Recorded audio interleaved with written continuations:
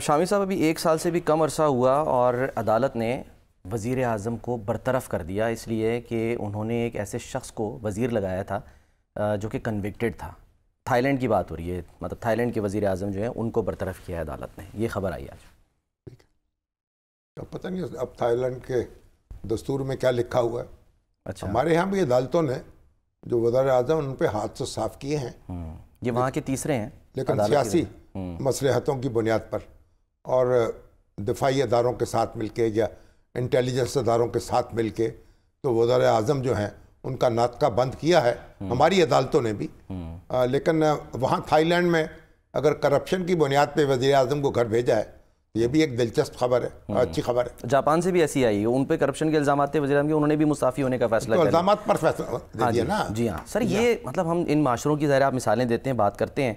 हमारे यहाँ तो ऐसा नहीं होता। इल्ज़ाम लगे तो वो कहते हैं कि नहीं जी, किस बात का इल्ज़ाम, क्या इल्ज़ाम, जाओ साबित करते रहो। अब देखें ना, हमारे यहाँ तो इल्ज़ाम भी बेतुके लगते हैं ना। फिर जो तफ्तीशी अदारे हैं वो भी आज़ाद नहीं हैं, और फिर हमने सारी हर चीज़ को पोलिटिसाइज कर दिया है ना।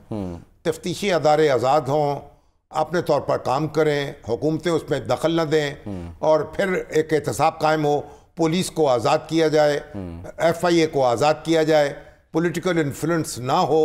तो अगर ये हुकूमतों के आलाकार होंगे अदारे, तो हुकूमतें जिसको चाहेंगी उसको पकड़ लेंगी, जिसको चाहेंगी उसको छोड़ देंगी। तो हमारे यहाँ तो ये जो हमारे जो इक़्तिदार की जंग है ना, उसमें ये सारे हथियार इस्तेमाल हुए हैं, इसलिए बेअसर हो गए।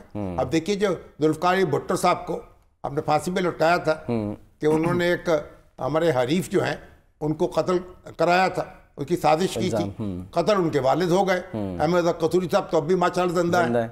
अब अदालत ने कहा कि जुर्म साबित हो गया है। अब आप कह रहे हैं कि नहीं, वो एविडेंस दुरुस्त नहीं थी, उनको ये सजा नहीं मिलनी चाहिए थी, बल्कि उन्होंने निशान पाकिस्तान भी दे दिया।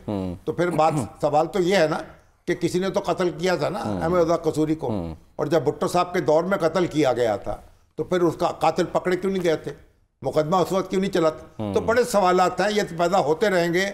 लेकिन हमारी जो पहली बात तो यह है कि हम अपने तफ्तीशी अदारों को और आज़ाद करें, उनको खुद मुख्तार करें, और फिर लोगों का वो एहतसाब करें। और कोई भी जो कानून की खिलाफ वर्जी करे, जैसे बरतानिया में है, जैसे अमेरिका में है, वो अदारे हुकूमतों के मतहत नहीं है, वो अपना काम करते हैं, इंडिपेंडेंट, मतलब यानी कि कार्रवाइयाँ करते हैं।